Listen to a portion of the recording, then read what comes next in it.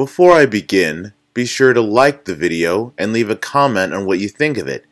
Also, be sure to subscribe to my channel and ring the bell to keep up with further audiobook readings.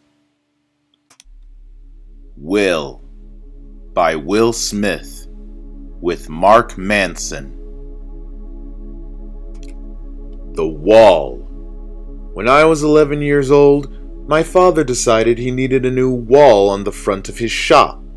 It would be a big wall, roughly 20 feet high by 20 feet long. The old wall was crumbling, and he was sick of looking at it, but rather than hire a contractor or a construction company, he thought it would be a good project for my younger brother Harry and me. Daddy-O did the demolition. I remember looking at that gaping hole in excruciating disbelief. I was utterly certain that there would never be a wall there ever again. Every day for nearly a year, my brother and I would go to my father's shop after school to work on that wall. We did everything ourselves. We dug the footing, mixed the mortar, and carried the buckets. I still remember the formula. 2 parts cement, 1 part sand, 1 part lime. Harry was in charge of the hose.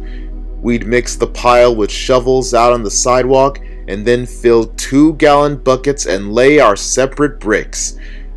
We did it without any rebar or wood forms, just one of those levels with the water bubble in the middle. If you know anything about construction, you know this is a loony way to do this.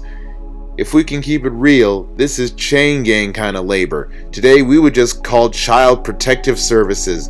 This is a job so tedious and unnecessarily long that what ended up taking 2 kids most of a year would have only taken a team of grown men a couple of days, at most. My brother and I worked weekends, holidays, vacations. We worked through the summer that year. It didn't matter.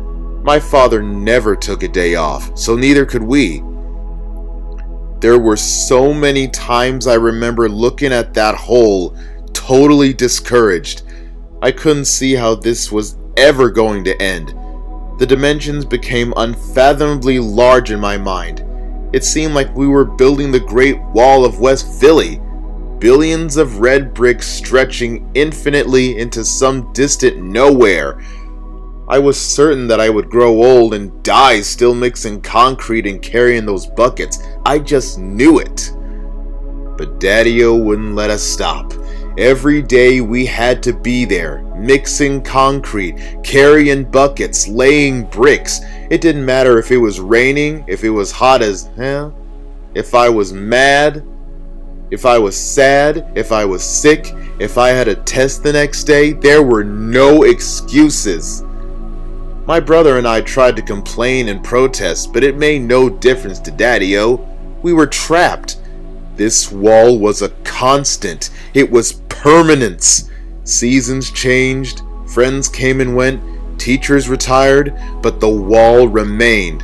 Always the wall remained. One day, Harry and I were in a particularly stank mood. We were dragging our feet and grumbling, "Impossible this," and "ridiculous that." Why'd we have to build a wall for anyway? This is impossible. It's never gonna get done. Daddy-O overheard us, threw down his tools, and marched over to where we were yapping. He snatched a brick out of my hand and held it up in front of us. "Stop thinking about the damn wall," he said.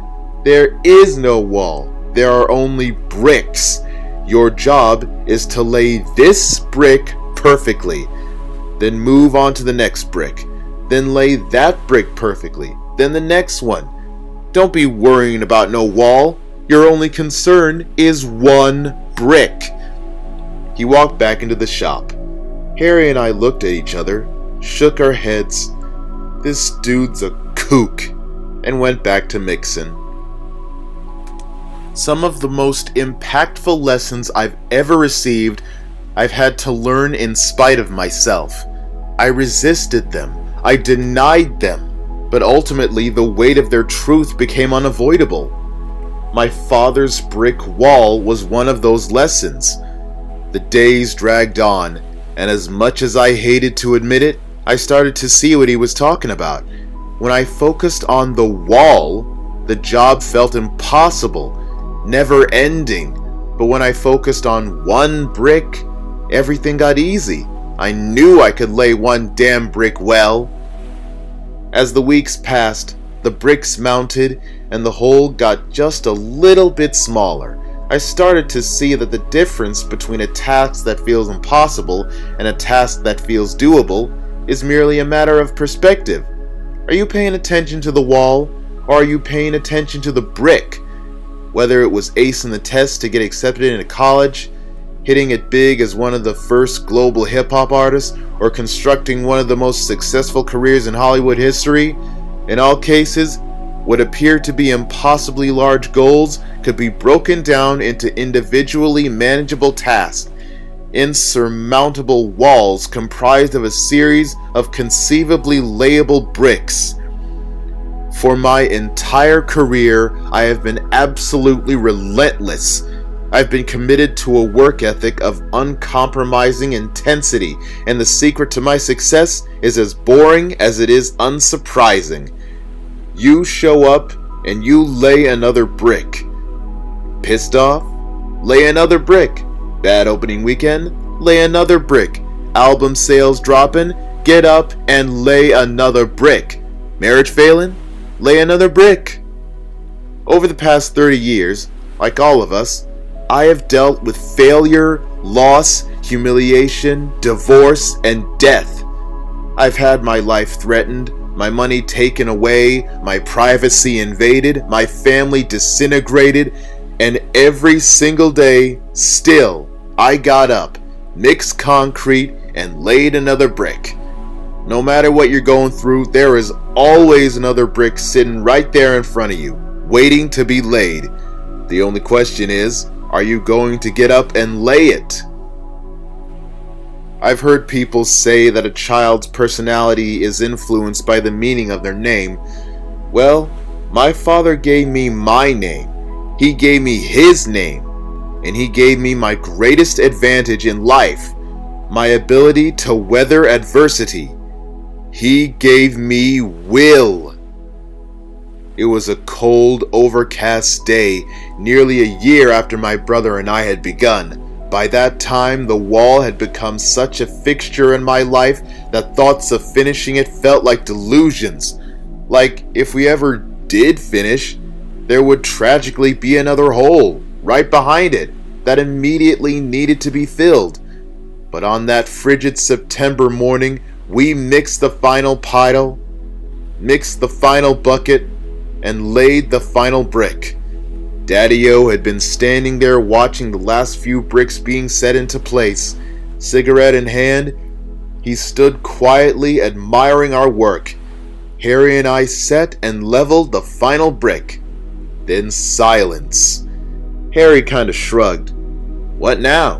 Do we jump? Do we cheer? Do we celebrate? We gingerly stepped back and stood on each side of Daddy-O. The three of us surveyed our family's new wall.